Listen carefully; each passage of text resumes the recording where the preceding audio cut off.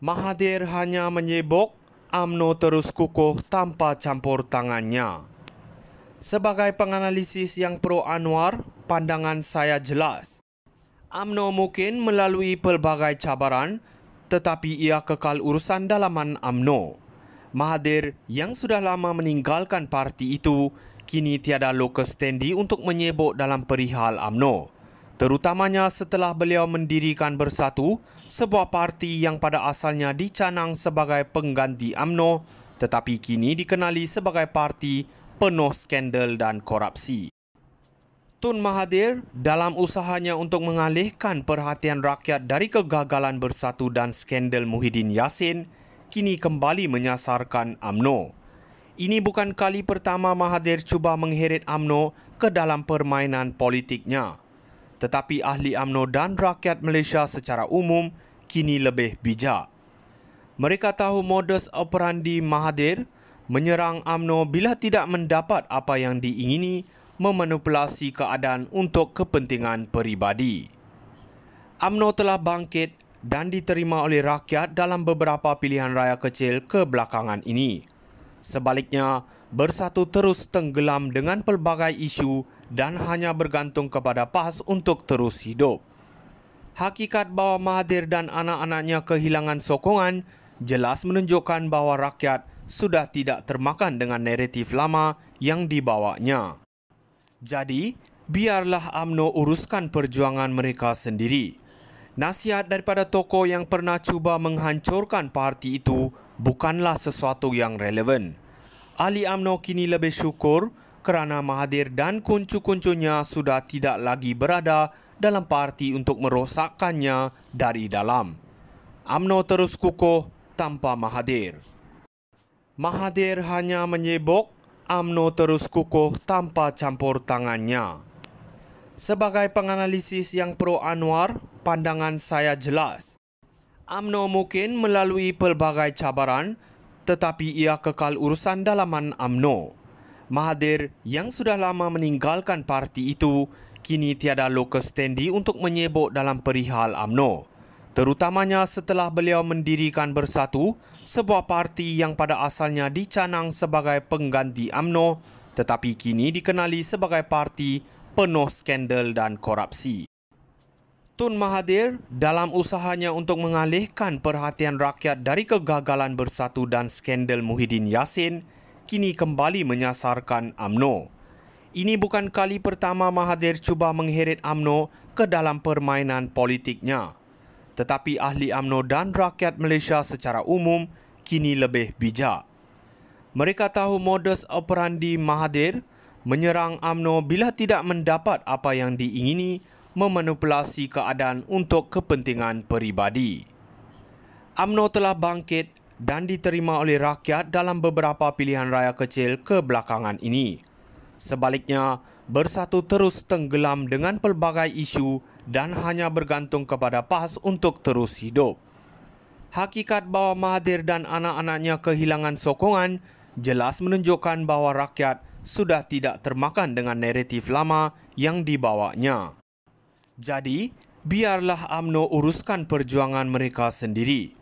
Nasihat daripada tokoh yang pernah cuba menghancurkan parti itu bukanlah sesuatu yang relevan. Ahli UMNO kini lebih syukur kerana Mahathir dan kuncu-kuncunya sudah tidak lagi berada dalam parti untuk merosakkannya dari dalam. UMNO terus kukuh tanpa Mahathir.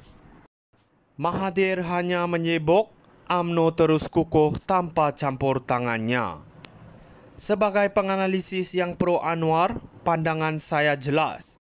UMNO mungkin melalui pelbagai cabaran, tetapi ia kekal urusan dalaman UMNO.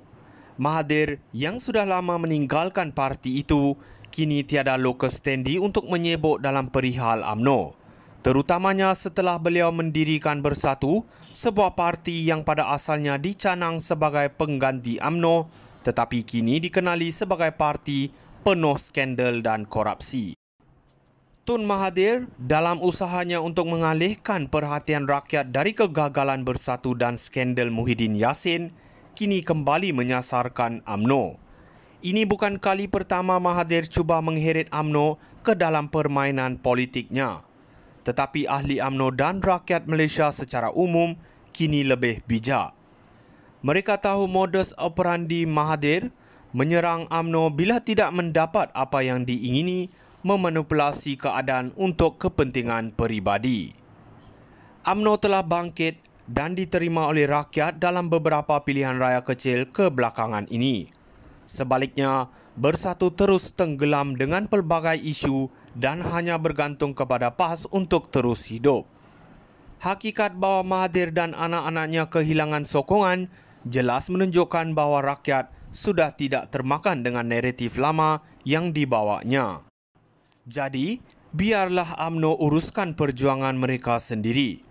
Nasihat daripada tokoh yang pernah cuba menghancurkan parti itu bukanlah sesuatu yang relevan.